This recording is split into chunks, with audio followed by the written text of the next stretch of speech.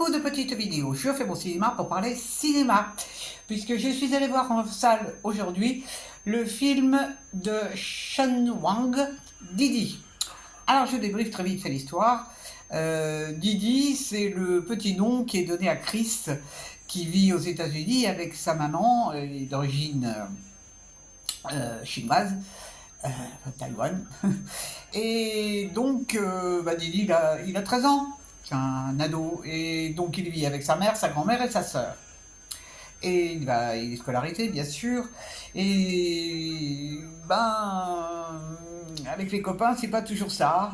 Il y a des petits soucis de communication, et puis malgré tout, il rencontre dans l'école, il y a une petite jeune fille qui lui plaît bien. Donc, il cherche à sympathiser avec elle. Et puis, il a aussi... ça se passe dans les années 2008. Et à l'époque, il y avait déjà YouTube, chose que j'ignorais. Il y avait aussi ces réseaux, ça j'ai connu par contre, les réseaux de communication où on s'envoyait des messages. Il y avait ICQ, enfin moi j'ai connu ICQ, il y avait des messages, il y avait Caramel, enfin il y avait des chats où on échangeait. Et donc, on voit Didi qui échange beaucoup avec ses copains sur ce genre de moyens de communication.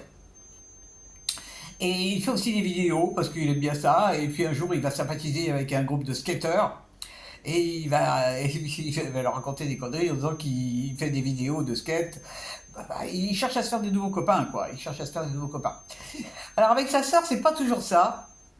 C'est pas toujours la bonne entente. Alors sa sœur, elle va partir faire des études à l'université. Il adore sa grand-mère. Alors sa grand-mère, elle est... le père n'est pas là, il est à Taïwan. La mère ne travaille pas, enfin elle est artiste peintre. C'est elle qui gère un peu tout le monde. Elle s'occupe de la grand-mère qui est très âgée, ma foi. Et pas toujours facile, la grand-mère, pas toujours facile. Donc tout ça, ça fait une ambiance un peu particulière. Parce qu'alors Didi, c'est pas...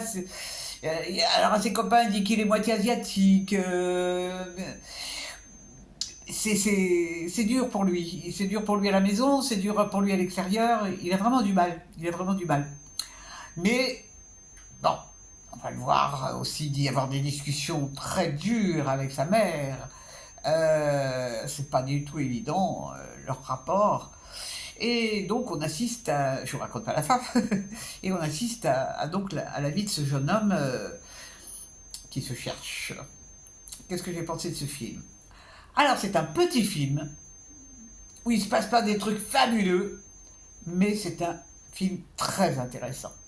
Parce que cette histoire de ce jeune garçon qui est à la recherche de son identité, en fait, il se cherche, ce gamin. Bon, déjà, l'adolescence, c'est qu'on soit d'origine étrangère ou pas, c'est pas évident. Pas évident du tout, du tout, du tout.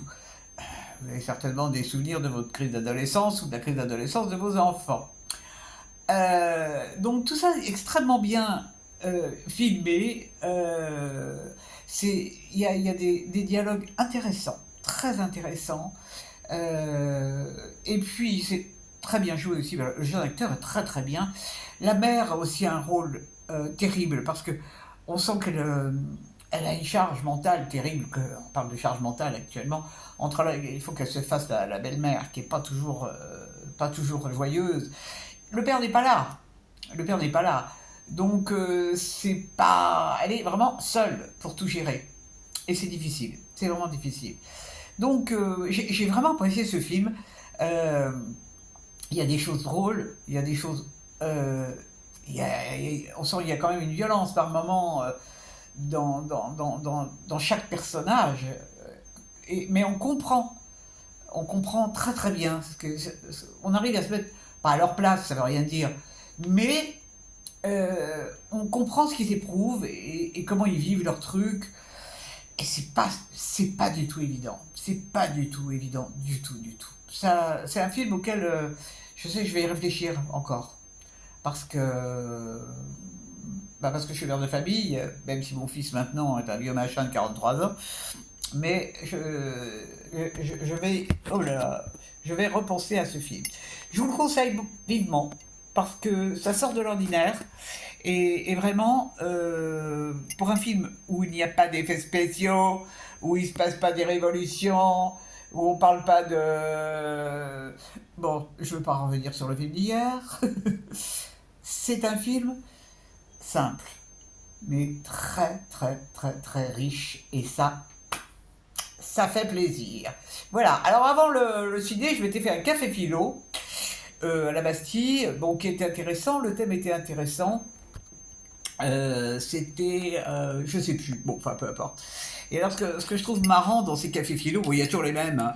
Il y avait beaucoup de monde d'ailleurs, en dépit que ce soit l'été, il y a toujours les mêmes, et alors c'est toujours les mêmes qui tiennent des discours incroyablement intello, quoi.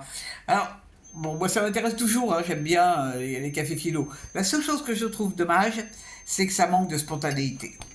C'est parce que bon, la philo c'est discuter. Bon, ok, c'est pas discuter des brèves de comptoir, mais ça n'empêche pas d'être direct. Alors les gens ils parlent, ils font des phrases magnifiques et tout.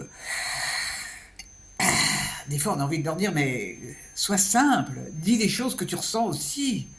Euh, enfin bon, ah oui, alors c'était le thème, c'était la loyauté nuit-elle à nos libertés. Il y avait matière, hein, il y avait matière. Bon, alors au bout d'une heure et demie, j'en avais quand même un peu ras la casquette, et donc c'est pour ça que je me suis dit, allez, je me casse et je me fais un film. Bon, allez, voilà.